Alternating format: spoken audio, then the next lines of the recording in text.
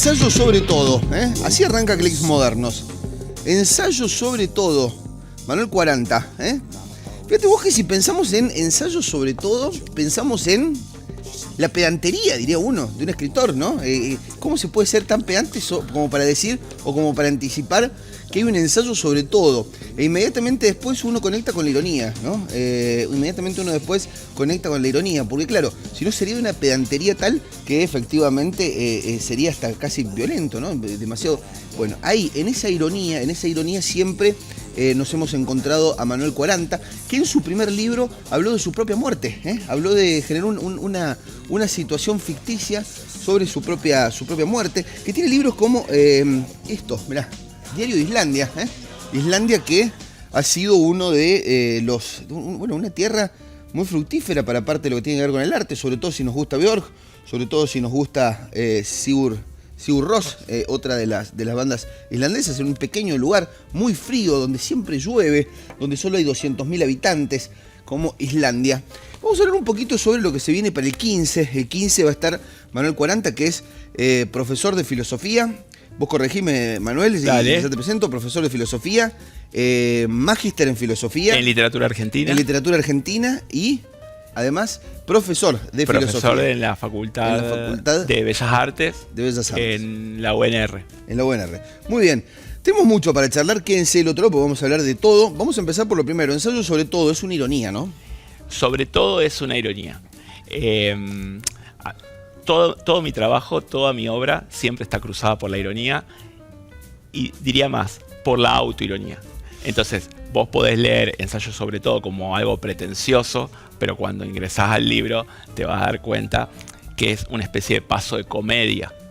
Sí, el ensayo sobre todo, es una pretensión imposible, ¿no? La idea de poder abarcar todo, sobre todo hoy, en un momento de la fragmentación, de que se acabaron lo típico de la posmodernidad. Bueno, ya es un término que ni siquiera se puede usar porque te ruborizás y decís, bueno, la posmodernidad, el fin de los grandes relatos, ¿no? De los grandes movimientos. Hoy decir ensayo sobre todo sería algo inasible, inabarcable. Sí, es como ir todavía más allá, ¿no? En ensayo sobre todo. A ver, igualmente, discúlpame, pero a mí me interesa otro matiz del título que tiene que ver con sobre todo ensayar. Si uno lo lee desde la ironía está bien. Perfecto, pero hay otro matiz bien. Que por lo menos cuando le puse ese título tuve en cuenta, que es ensayar sobre todo. Hay un libro de Dee Uberman que se llama Imágenes pese a todo, y a mí me remite a ese título también, como si fuera este ejercicio de ensayar es lo que hago. Bien, ahí está la vuelta de tuerca de parte de lo que va a suceder efectivamente el 15 en El Espejo. El Espejo Libros. El Espejo Libros, allí el 15 va a estar presentándose Manuel 40. A ver, Manuel, tenemos para hablar de todo, tenemos para hablar sobre literatura, sobre filosofía. Los dos compartimos cierta devoción o cierta admiración por Juan José Sarre, que ha sido uno de los escritores más importantes, por lo menos uno de los dos escritores más importantes tal vez que tuvo la Argentina. Pero además, yo que me he psicoanalizado mucho tiempo, me encuentro en un momento en ensayo sobre todo con muchas referencias al psicoanálisis, muchas referencias, sobre todo al psicoanálisis lacaniano, ¿no? Exacto. En los últimos 4 o 5 años me he formado mucho de manera autodidacta en psicoanálisis.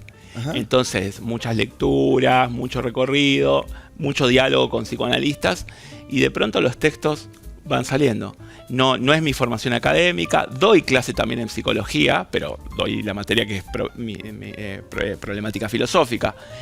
Y sin embargo, tengo una fascinación con el psicoanálisis porque da algunas pautas sobre nuestro ser, digámoslo así, ajá, que yo no la encuentro en otro lado, no la encuentro en otra disciplina, ni siquiera en la filosofía. Por supuesto que yo leo con mucho más fervor un texto psicoanalítico que un texto filosófico. ¿Hoy lees con más fervor un texto psicoanalítico? Sin ninguna duda. Lo que yo siento, es más, te diría que lo que siento al leer un texto psicoanalítico no lo siento con respecto a ningún otro texto de arte, de literatura. Es increíble lo que está contando, sobre todo teniendo en cuenta que Lacan, por ejemplo, entre otras cosas, escribía sin puntos y comas, cuando escribía, porque generalmente daba seminarios solamente. ¿Vos hoy interpretás que el psicoanálisis es una experiencia una experiencia intelectual? ¿Más que una experiencia de sanidad o terapéutica? No. Considero que no es una terapéutica, porque el psicoanálisis no pretende volver al paciente a un estadio anterior. Como vos vas al médico, te duele la pierna, bueno, ¿qué quiero? Que me cure la pierna. La idea del psicoanálisis no es volver a un estadio anterior, sino poder ingresar a una nueva vida, ¿no? Un renacimiento, para decirlo en términos un poco... ¿Podríamos decirle que es una búsqueda, como el amor? ¿El amor es una búsqueda? Yo creo que no. Yo creo que el amor te encuentra. No es que uno se pone a buscar, porque si uno se pone a buscar, pierde. Ese es mi parecer. O sea, ¿vos creés que el amor te asalta? Sí, yo creo eso. Creo que es inesperado, imprevisible. ¿No hay una decisión previa? Digo, puede haber una predisposición. Bien. Cuando hay una película, quizá una de las mejores de la historia, que es Muerte en Venecia, de Luchino Visconti, sí, que en un momento el protagonista va a la peluquería, lo maquillan un poco, lo tiñen, y el peluquero le dice: ahora está preparado para amar. Bueno, a mí me parece que hay algo de eso. Hay algo de predisposición. De predisposición, pero del encuentro, el encuentro es contingente. Vos lo que decís es más o menos lo mismo que Dolina. El amor sucede.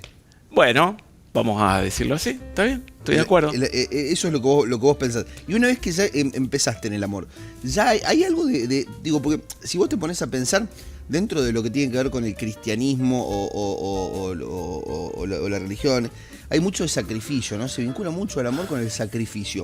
¿Tiene tanto de eso para vos el amor? Yo creo que el encuentro es básico, como dije, contingente y previsible, pero una vez que se dio el encuentro, comienza el trabajo del amor. Incluso Badiou dice el trabajoso amor, pero se cuida de aclarar que no lo está diciendo en sentido peyorativo como algo trabajoso, molesto, pero sí que requiere un trabajo, porque hay ahí un compromiso que se da en ese encuentro que uno puede seguirlo o no. Entonces requiere un trabajo, vos no podés dejar que las cosas sucedan, tenés que seguir comprometido con ese encuentro.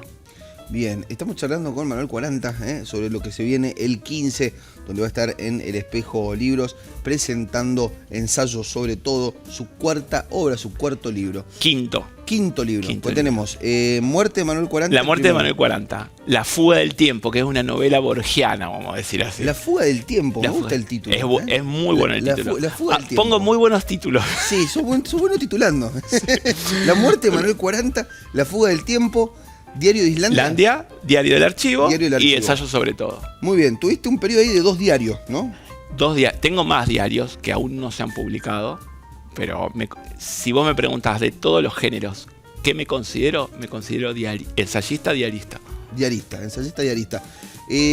A ver, vamos a hablar un poquito sobre de todo esto, de todas estas disciplinas, de todas estas artes que te apasionan. ¿Qué es lo que más te gusta? Porque vos decís, a ver, tenés cine, tenés psicoanálisis, lo que me vais contando que te gusta. Arte contemporáneo, filosofía. Podríamos decir crítica cultural, la sociología. Yo soy un aficionado. ¿Qué es la crítica? A ver, ¿vos te considerás un crítico? Es una pregunta que, bueno, hoy, como diría, desfasada en el sentido de que casi nadie se asume como crítico, ni crítico de arte, ni crítico de cine. Sobre todo porque en el campo del arte ha habido como un avance de la curaduría y ahí, no sé... Yo creo lo último así importante de publicaciones en cine que se consideraron realmente crítica, y se me ocurre El Amante, y de ahí en adelante... Bueno, no hace más. 30 años prácticamente. Sí. Yo me considero un crítico de arte, digamos. Además me gusta el título. Vos sabés que me gusta el título. ¿Te gusta el título? Crítico de arte? No me gusta que, por ejemplo, vos me presentas como escritor y a mí me parece que hay algo que me baja el precio de escritor. Vos sabés que siento eso. Ahora, crítico de arte, por ejemplo, me gusta. Me siento cómodo con crítico de arte o crítico de cine, pero crítico. Bueno, Beatriz Arlo se considera crítica literaria, ¿no? Ni más ni menos. Crítico de arte, que es un título raro, ¿no? Digo que tal vez hasta, mira, es honesto, porque muchos de los que prefieren ser llamados críticos de arte no se animarían a decirlo de esta manera que lo decís vos. Claro, bueno, pero es lo que hago. Como mi trabajo es múltiple, no hago solo crítica de arte, entonces me voy moviendo. Cada vez que cada vez que logro ubicarme en un lugar, me quiero ir de ese lugar, me interesa la desubicación, me interesa la incertidumbre, porque la verdad que si yo hoy fuera solo crítico de arte, me aburro. Por eso salen textos muy variados. Muy variados, muy bien. Manuel, contanos un poco qué fue lo último que te sorprendió dentro de lo que sucede en el mundo. Digo, ¿sigue habiendo filosofía? ¿Hay filosofía en la Argentina? ¿Hay escritores filosóficos? ¿O el último, si tenemos que pensar en los últimos filósofos, tenemos que pensar en los filósofos de franceses del siglo XX? Tenemos que pensar en Foucault o en Sartre. ¿Hay filósofos hoy? Yo creo que sí. Recomiendo un libro increíble de Alain Badiou que se llama Manifiesto por la Filosofía, donde se hace todas estas preguntas. Yo creo que desde finales de los 80. Particularmente en Argentina es una discusión que la verdad que no podemos dar. Por lo menos yo no puedo dar ahora. Sí hay algo interesante que es pensar la filosofía, que la filosofía argentina la hicieron los ensayistas. Sarmiento, Alberdi. Claro. Porque ¿a qué nombre nos podríamos referir si no? A Rodolfo Kusch, por ejemplo, a Carlos Astrada. Es compleja la situación. A mí me gusta pensar la filosofía argentina como ligada al ensayo, ligado a los grandes ensayistas argentinos, que tampoco sabemos muy bien qué hicieron, porque si vos lees Facundo, ¿qué es Facundo? ¿Es novela, es ensayo? ¿Qué? Sí, tiene esa particularidad, y además tiene una particularidad que si lo pensás desde ese lado, quienes han sido los grandes filósofos y ensayistas argentinos, además han sido grandes políticos, y políticos muy ligados a la violencia. Claro, pero porque en el siglo XIX no había una distinción entre el político y el escritor. Los políticos eran escritores. Bueno, es increíble, pero hace poquito estaba leyendo sobre parte de lo que sucede en Japón, y a los samuráis los obligan a escribir poesía, ¿no? Mirá.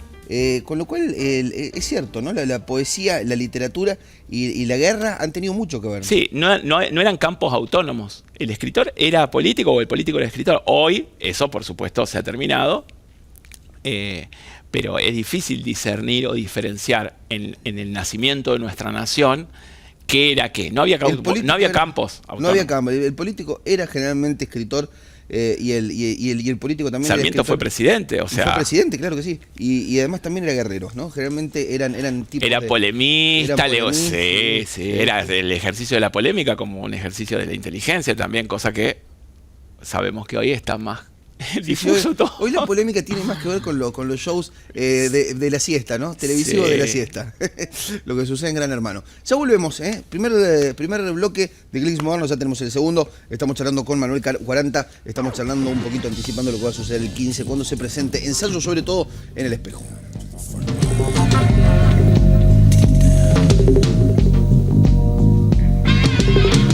Bueno, vas a estar presentando Ensayo sobre todo, volvemos a esto, y ya te voy a preguntar para que nos cuentes qué es la filosofía. Me interesa saber qué es la filosofía en definitiva, porque parece algo tan alejado de todos, parece algo que la gente, la clase popular o quienes nos están viendo, nosotros llegamos a toda la provincia, lo ven como con un telescopio, como si de otro planeta se tratase, como si de la Gran Academia fuese. Quiero que nos cuentes un poco qué es para vos la filosofía, pero voy a empezar por lo primero.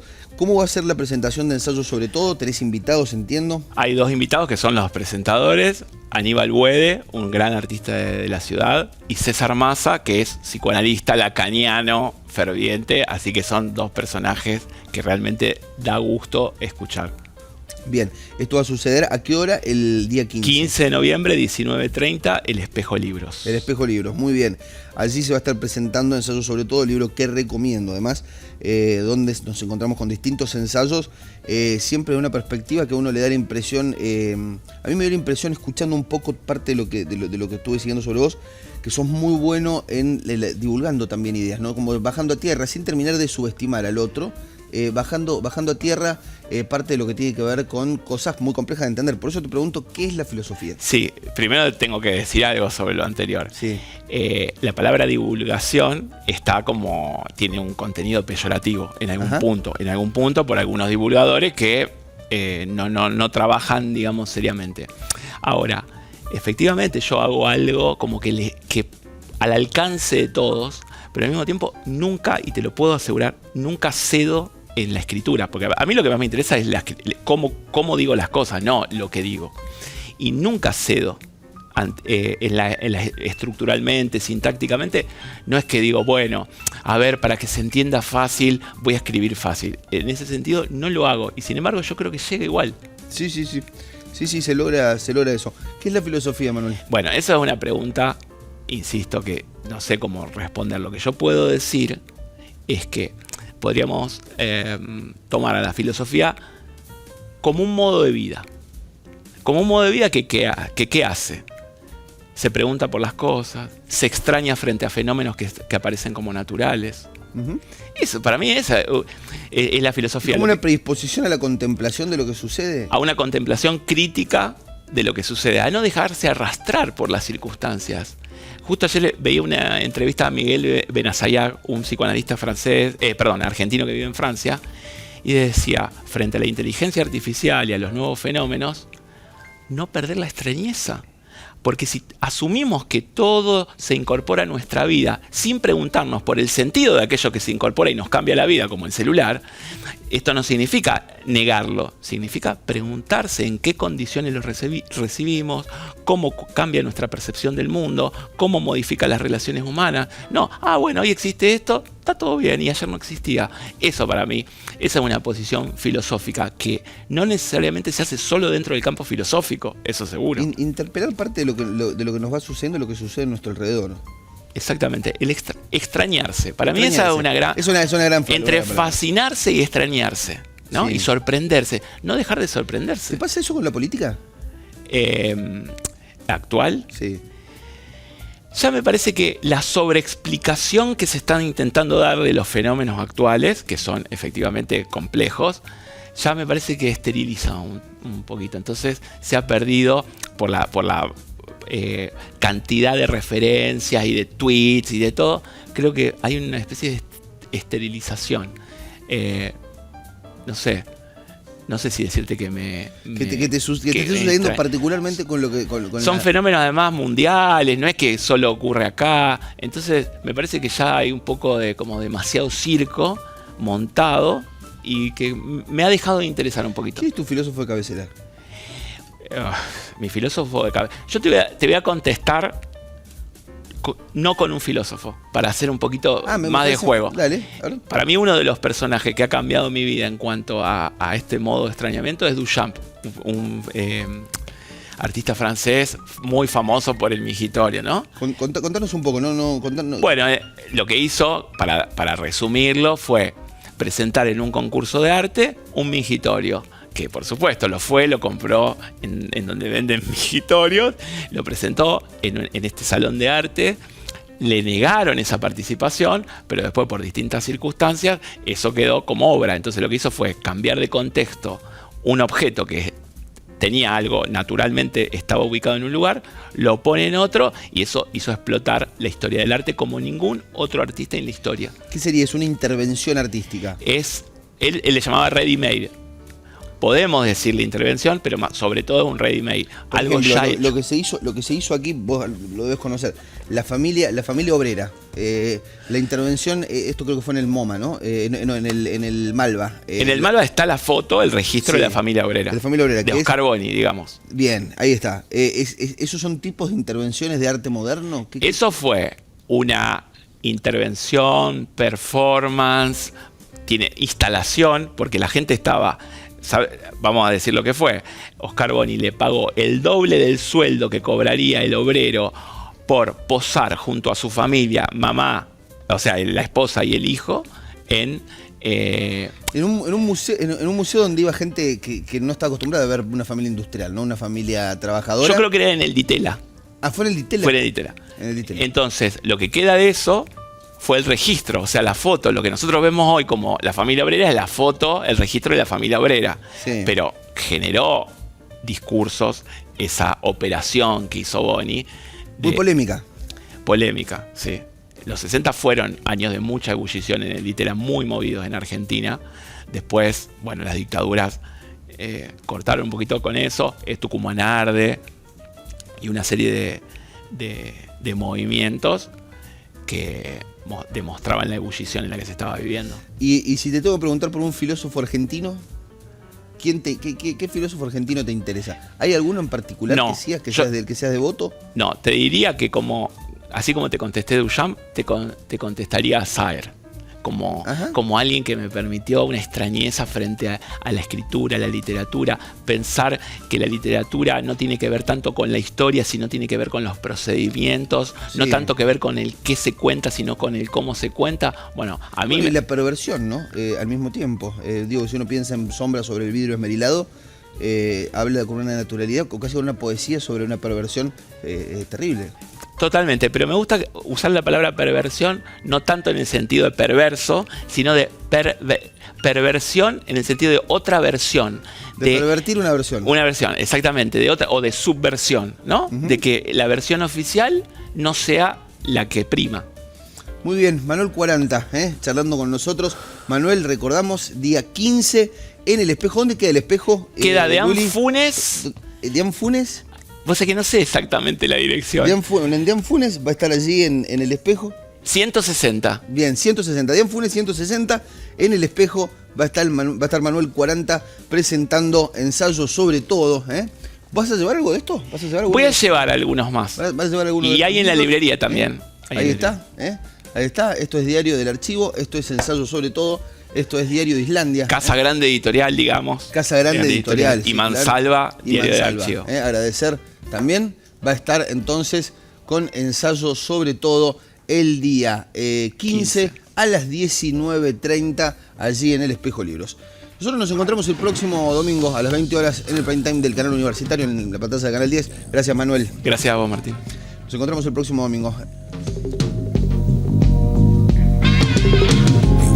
The snow, got yourself a gun.